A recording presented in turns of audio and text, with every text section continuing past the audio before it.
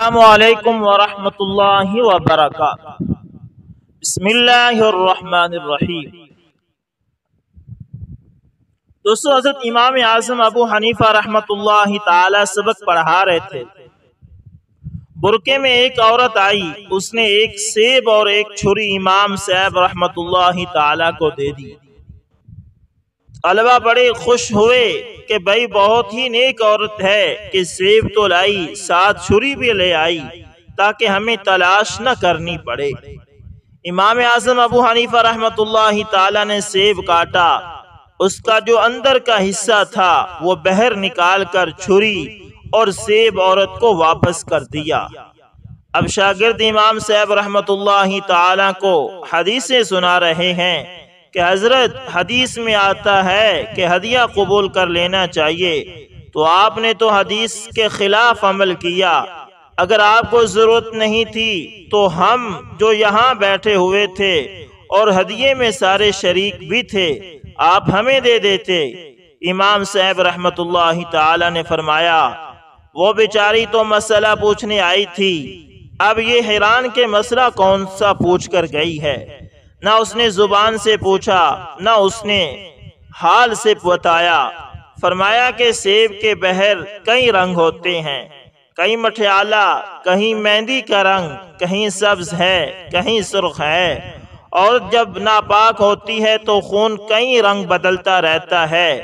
یہ عورت مسئلہ پوچھنے آئی تھی کہ کون سا رنگ ناپاکی کا ہے اور کون سا پاکی کا ہے، کہ کب نماز شروع کی جائے۔ اگرچہ سیب کے باہر بہت سے رنگ ہوتے ہیں، لیکن اس کو کاٹیں تو اندر ایک ہی سفید رنگ ہے اور کوئی رنگ نہیں، تو میں نے کاٹ کر وہ سفید حصہ باہر کی طرف کر کے اس کو دے دیا کہ سوائے سفید کے سارے رنگ ناپاکی کے ہیں۔ دوستو، وہ خیر القرون کا زمانہ تھا۔ اندازہ کرو کہ عورت کو بھی اللہ تعالیٰ نے کیسا دماغ دیا تھا کہ کس طرح مسئلہ پوچھا، اور امام اعظم ابو حنیفہ رحمۃ اللہ تعالی نے بھی کس انداز میں مسئلہ سمجھایا۔ اللہ اکبر، اللہ اکبر، کیا کہنے دوستو۔ اسی طرح احنف بن قیس رحمۃ اللہ تعالی کو ایک شخص نے گالیاں دینی شروع کی۔ آپ چپ چاپ چلے گئے۔ جب محلے کے قریب پہنچے تو ٹھہر کر اس سے کہا کہ اگر کچھ اور جی میں رہا ہو تو وہ بھی آپ کہہ لیں، ایسا نہ ہو کہ محلے کا کوئی بے وقوف آدمی تیری آواز سنے اور تجھے ایذا دے۔ اللہ اکبر، اللہ اکبر، ایسے ہوتے ہیں اللہ والے۔ دوستو، اسی طرح ابا جان مسجد کی امامت بھی کرتے تھے اور بچوں کو دینی تعلیم بھی دیتے تھے۔ عام لوگوں کی تربیت و اصلاح کا بھی کوئی موقع نہ جانے دیتے تھے، اور باتوں باتوں میں بڑے حکیمانہ انداز میں انہیں قرآن و حدیث سے بھی آگاہ کر دیا کرتے تھے۔ لوگوں کی اصلاح اور تربیت کے حوالے سے ان کا جذبہ یہ تھا کہ وہ اکثر فرمایا کرتے تھے کہ میری کوشش سے اگر ایک شخص بھی جہنم سے بچ کر جنت میں چلا گیا تو میں خود کو کامیاب سمجھوں گا۔ میں چھوٹی سی عمر میں تھا جب والدہ رحلت کر گئی تھی، مرد یا کوئی بھائی بھی نہ تھا، چنانچہ میں اپنے گھر میں تنہا ہی رہی۔ مجھے ابا جان سے پتہ چلا کہ میری امی اکثر قرآن کے مطالعے میں مصروف رہتی اور قرآن کے مطالب اور معانی سمجھنے میں منہمک رہتی تھی۔ اب میں کچھ بڑی ہو گئی تھی۔ ایک روز ابا جان کسی دور کے سفر پر چلے گئے۔ جانے سے پہلے مجھے ہر طرح کی ضروریات فراہم کر گئے۔ یہ پہلا موقع تھا کہ ابا جان سے میں اتنے دنوں کے لیے جدا ہوئی تھی۔ خدا خدا کر کے وہ لمحہ آیا جب دروازے پر ابا جان کی مخصوص دستک ہوئی۔ اگلے ہی لمحے ابا جان مسکراتے چہرے کے ساتھ گھر میں داخل ہو رہے تھے۔ دن، ہفتے، مہینے اور سال بیتتے چلے گئے۔ ایک روز بڑے مختلف لہجے میں کہنے لگے، بیٹا، میں نے تمہارے لیے اللہ تعالیٰ سے ایک صالح ساتھی کی دعا کی تھی۔ جب میں لمبے سفر پر گیا تھا تو مجھے ایک نوجوان ملا تھا۔ جس علاقے میں وہ نوجوان رہتا ہے اگرچہ وہ بہت دور ہے اور اس نوجوان کو ہمارے علاقے کا کچھ پتہ نہیں، لیکن میرا وجدان کہتا ہے کہ وہ یہاں ضرور آئے گا۔ وہ نوجوان بہت صالح اور ایماندار ہے۔ پھر کچھ سوچتے ہوئے کہنے لگے سفر وسیلہ ظفر ہوتا ہے، میرے لیے بھی وہ سفر نیک شگون کا سبب بنا۔ میں دوران سفر ایک ایسے علاقے میں گیا جس کی آبادی بہت تھوڑی تھی۔ اس گاؤں کے قرب و جوار میں میرے سامان سے وہ قیمتی ہار گر گیا جو تمہاری والدہ کی نشانی تھی۔ میں بہت پریشان ہوا اور ہار تلاش کرنا شروع کر دیا۔ اچانک سرہ ایک نوجوان سے ملاقات ہوئی۔ اس نے میری پریشانی بھانپتے ہوئے پریشانی کی وجہ پوچھی تو میں خاموش رہا، لیکن جب اس کا اصرار بڑھا تو ہار کی گمشدگی کا بتا دیا۔ وہ نوجوان مجھے اپنے گھر لے گیا۔ وہ ایک سادہ سا کچا مکان تھا جس کا دروازہ بھی بند نہ تھا۔ کھانا کھلانے کے بعد نوجوان ایک برتن لے آیا جس میں تمہاری مرحومہ والدہ کا وہی ہار پڑا تھا۔ میں جس کی تلاش میں تھا وہ مجھے مل گیا۔ نوجوان کے اس طرز عمل نے مجھے حیران کر دیا۔ میں نے اس سے بڑی محبت سے پوچھا، بیٹا یہ ایک بہت ہی قیمتی ہار ہے، تم اگر مجھے واپس نہ لوٹاتے اور بیچ ڈالتے تو تم یقیناً خوشحال ہو جاتے۔ میری بات سن کر نوجوان کہنے لگا، بزرگوں میری غریبی اللہ کے اختیار میں ہے، نہ تو دنیا کا مال زیادہ ہونے سے انسان امیر کہلا سکتا ہے اور نہ ہی مال کی کمی کے باعث غریب۔ امارت و غربت کا اصل معیار نیکی اور تقوی ہے۔ میں جانتا ہوں یہ ایک قیمتی ہار ہے، اسے بیچنے سے نہ صرف میری مالی پریشانی ختم ہو سکتی تھی بلکہ میں ایک عرصہ تک بغیر کچھ کمائے آسودہ زندگی بسر کر سکتا تھا، لیکن یہ ہار میرا نہیں تھا، میں نے اسے اٹھا کر بھی جرم ہی کیا تھا۔ شیطان نے بڑی تعویلیں کی اور اسے قدرت کی طرف سے غیبی امداد بھی مجھے سمجھایا شیطان نے، مگر میرا فیصلہ یہی تھا کہ اب چونکہ میں ہار اٹھا چکا ہوں اب اسے اس کے مالک تک پہنچا کر ہی رہوں گا۔ یہ بیان کرنے کے بعد ابا جان کہنے لگے، میری بیٹی میں تمہارے لیے اللہ تعالیٰ سے اس نوجوان کی دعا کرتا ہوں، یہ دعا میری زندگی میں یہ قبول ہو یا بعد میں تم پر لازم ہوگا کہ اسے پانے کے بعد 2 رکعت نفل ادا کرنا۔ سوئے اتفاق سے ابا جان اپنی زندگی میں میری خوشیاں نہ دیکھ سکے، وہ بیمار پڑے اور بیماری نے ایسی طوالت اختیار کی کہ بڑے علاج معالجے کے باوجود صحت یاب نہ ہو سکے۔ میں بھری پڑی دنیا میں تنہا رہ گئی۔ انسانی سہاروں میں ایک جان کا سہارا باقی تھا، وہ بھی نہ رہا۔ انہی دنوں ہماری بستی میں ایک حافظ قرآن آیا، مفلوق الحالی اس کے لباس سے آیا تھی۔ بستی والوں کے پوچھنے پر اس نے بتایا، میں روزگار کی تلاش میں ہوں۔ بستی والوں نے کہا کہ ہمارے ہاں امام اور بچوں کے دینی معلم کی ضرورت ہے، آپ یہ کام سنبھال لیں، ہم آپ کے خدمتگار ہوں گے۔ نوجوان نے بھی ہاں کر دی۔ نوجوان کی پاکیزہ زندگی اور دیانتداری اور دینی صلاحیتوں نے بستی والوں کے دل مو لیے۔ ابا جان کے بعد مسجد ایک بار پھر نمازیوں سے بھرنے لگی۔ انہی دنوں بستی کے چند بزرگوں نے سر جوڑ کر مشورہ کیا، پھر نوجوان سے بات کی اور آخر مجھ سے مشورہ کے لیے آ گئے۔ ان بزرگ افراد کی رائے تھی کہ حافظ قرآن سے میری شادی کر دی جائے۔ نوجوان بھی رضامندی کا اظہار کر چکا تھا۔ میری آنکھیں بھر آئی، کاش اس وقت میرے والدین بھی ہوتے اور مجھے اپنے ہاتھوں سے رخصت کرتے۔ بہرحال اس نوجوان سے میری شادی ہوئی۔ جس روز میری شادی ہوئی میں نے اپنی والدہ کا ہار گلے میں پہن رکھا تھا۔ حافظ قرآن نوجوان جو اب میرے شوہر تھے میرے پاس آیا تو ہار دیکھ کر حیران رہ گیا۔ میں نے اس کی حیرانگی بھانپ لی اور وجہ پوچھی تو اس نے سرسری طور پر وہ واقعہ بیان کر دیا جو میں اپنے والد محروم سے سن چکی تھی۔ آج وہ پیشن گوئی پوری ہو چکی تھی جو اس نوجوان سے شادی کے بارے میں ابا جان نے کی تھی۔ ابا جان کا تصور ذہن میں آیا تو میری آنکھیں چھلک پڑیں۔ اپنے شوہر کے پوچھنے پر میں نے بتایا کہ وہ بزرگ میرے والد مرحوم تھے جن کے سامان سے قیمتی ہار گم ہو گیا تھا اور تمہارے ذریعے انہیں ملا تھا۔ میں نوافل ادا کرنے کے لیے اٹھی تو میرے شوہر نے اظہار تعجب کرتے ہوئے وجہ دریافت کی۔ میں نے ابا جان کی وصیت بتا دی۔ کہنے لگے، نوافل تو مجھ پر بھی لازم ہے کہ اللہ تعالیٰ نے مجھے بھی بیک وقت کئی نعمتوں سے نوازا۔ اللہ اکبر، اللہ اکبر۔ دوستو یہ ہوتی ہے تقوی کی برکات۔ دوستو اسی طرح ایران کے ایک گاؤں میں دو بھائی رہتے تھے، دونوں میں بہت زیادہ محبت تھی، لوگ ان کی محبت اور اخوت کی مثال دیا کرتے تھے۔ بڑے بھائی کا نام عبداللہ اور چھوٹے کا نام عبد الرحمن تھا۔ عبداللہ شادی شدہ اور 4 بچوں کا باپ تھا، جبکہ عبد الرحمن غیر شادی شدہ تھا۔ دونوں برتن سازی کا کام کرتے تھے اور اپنے کام میں بہت ہی زیادہ ماہر تھے۔ وہ سال میں 2 مرتبہ اپنے تیار کردہ برتنوں کو بیچنے کے لیے شہر جاتے اور واپسی پر اپنی ضروریات زندگی کی چیزیں خرید لاتے۔ اس کاروبار سے انہیں معقول آمدنی حاصل ہو جاتی تھی۔ حسب معمول دونوں بھائی برتن لے کر شہر کی طرف روانہ ہوئے۔ یہ کئی دنوں کا سفر تھا۔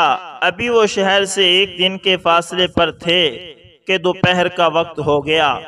انہوں نے ایک سائے دار درخت کے نیچے گدوں سے سامان اتارا، گدوں کے آگے دانہ ڈالا، وضو کر کے نماز ظہر ادا کی اور کھانا کھانے لگے۔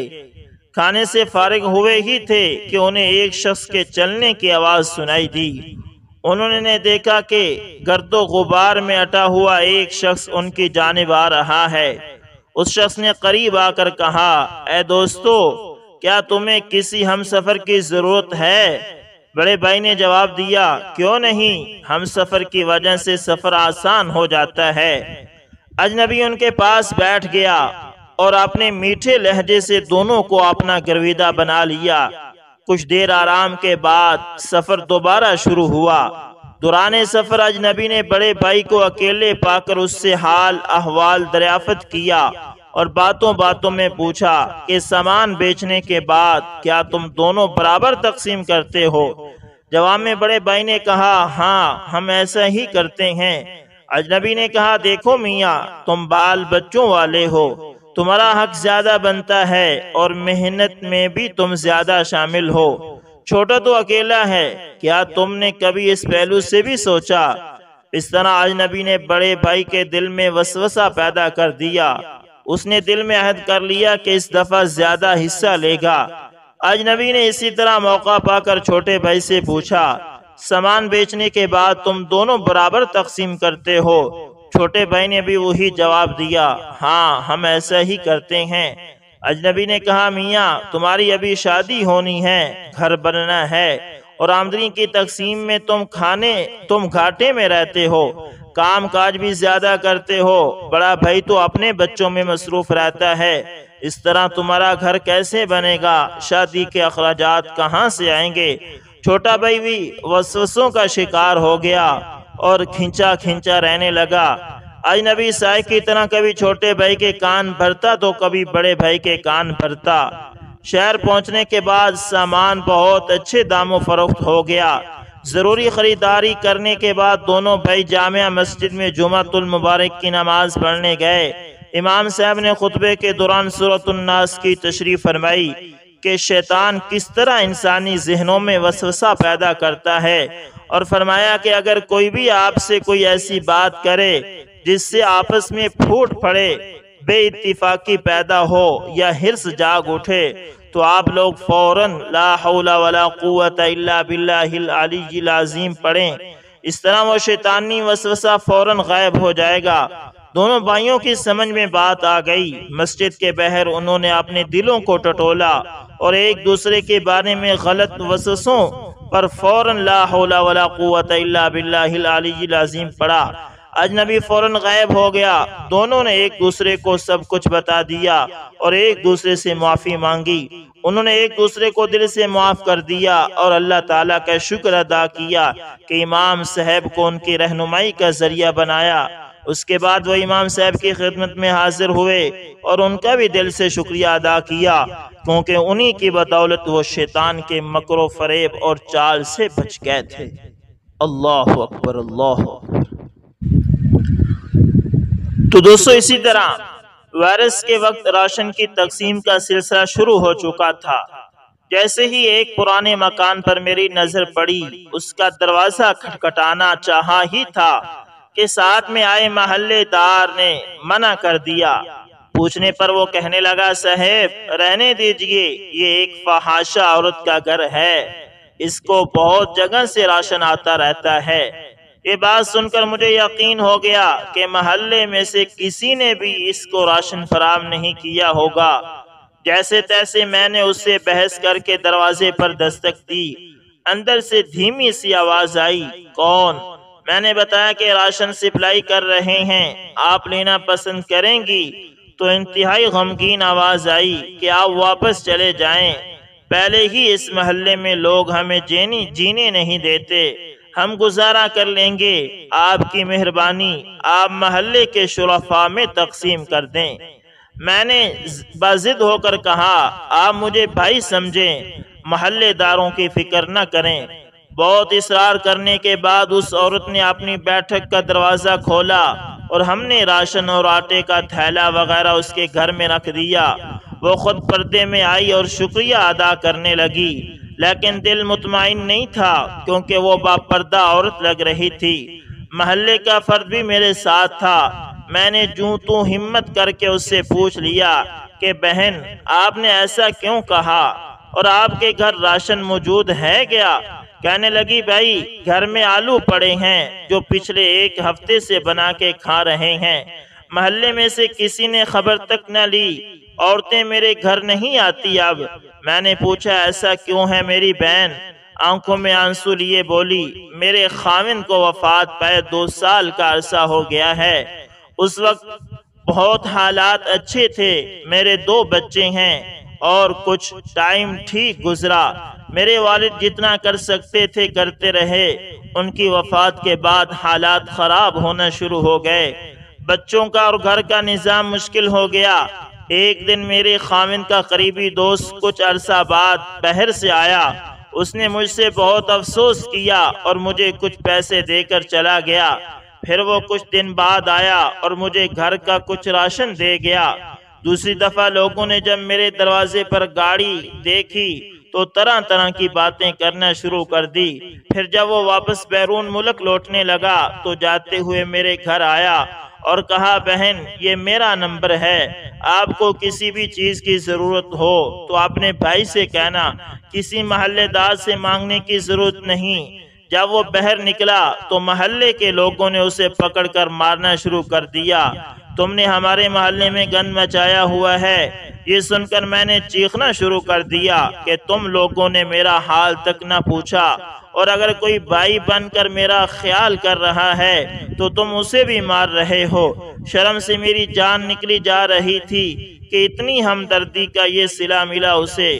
وہ ان کو سمجھاتا رہا کہ یہ میری بہنوں جیسی ہے، لیکن محلے کے لوگوں کو جیسے کا تماشا ملا تھا لگانے لگے۔ خیر وہ جان چھڑا کے وہاں سے چلا گیا۔ کچھ عرصہ تک مجھے اگر کبھی ضرورت ہوتی تو میں کال کر دیتی، شرمسار ہو کر ان کو کال کرتی ان کو، اور وہ مجھے بینک میں پیسے حسب ضرورت بھیج دیتے۔ پچھلے 2 ماہ سے ان کو کال نہیں کی، اور پھر یہ وائرس کا مسئلہ تو سنا کہ ان کے ملک کے حالات بھی زیادہ خراب ہو چکے ہیں۔ دوبارہ نہ میری ہمت ہوئی کبھی ان کو کال کرنے کی۔